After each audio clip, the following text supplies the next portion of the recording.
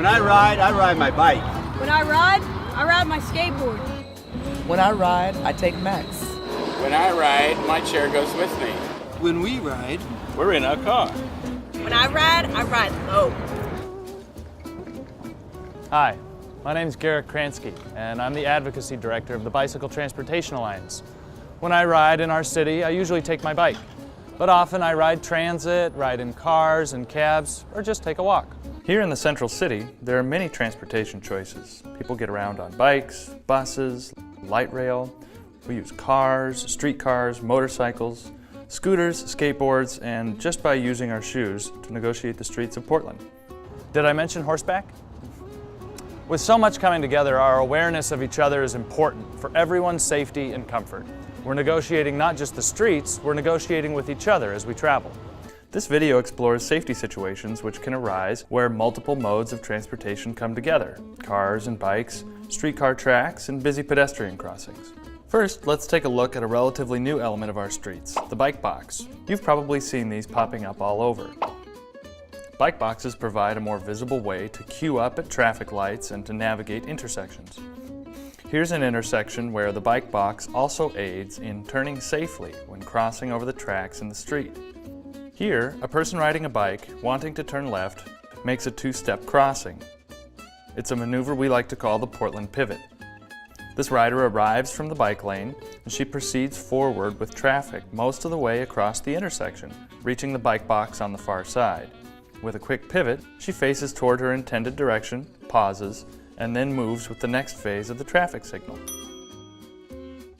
Give the Portland pivot a try. It's soon to be playing at an intersection near you. So let's talk more about crossing tracks safely. This applies not just to light rail and streetcars, but to freight rail and abandoned tracks found in Portland streets, especially in new neighborhoods growing up out of old industrial areas. Rumor has it rains a lot in Portland. Wet tracks are very slippery for tires of all kinds. But even on dry days, meeting the tracks at the wrong angle is hazardous, and here's why.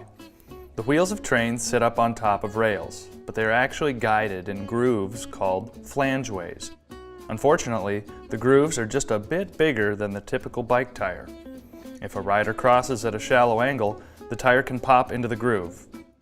And the rest isn't pleasant. Another potential hazard is the contact patch between the tire and the road. When negotiating corners, it's appropriate to lean in, but this means less grip on the road, just when you need it most, if crossing a rail. Here's what folks recommend as a safer crossing technique. Try to approach tracks as upright as possible and perpendicular to the rails. Some portions of our transit routes have street markings for bikes, which are helpful guides. However, this principle applies just about everywhere. Here, this rider is making a standard left turn, taking care to cross the tracks at a good angle. Riding between or parallel to the rails is risky. Look for another lane as your better option. At platforms, the rails move over to hug the curb, which can lead to an otherwise avoidable squeeze. When this close to rails, a little wobble can lead to a lot of trouble. There are a few places where many modes of travel and many routes come together that have particularly intricate tracks, and sometimes the best course of action is to take a nearby alternate route. Look for signs, sharrows, and pathways to guide you. And speaking of lane markings, a lot of folks don't know this, especially with so many new rails appearing around town. But the old-fashioned paint markings are still the edge of the lane, and the concrete guideway for the rails isn't always the thing to follow. Let's take a look here, where vehicles coming down the ramp tend to straddle the lane markings in an effort to avoid the tracks.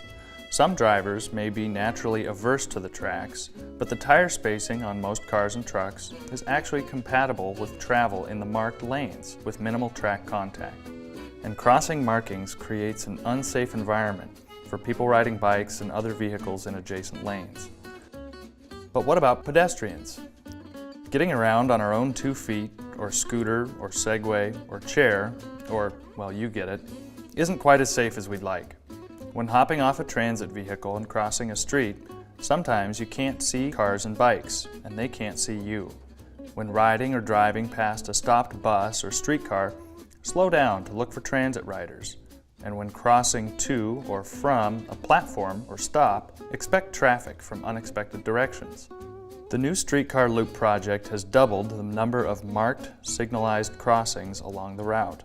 To make crossing busy streets safer for all involved, whether using transit, your own private vehicle, or just walking to a shop.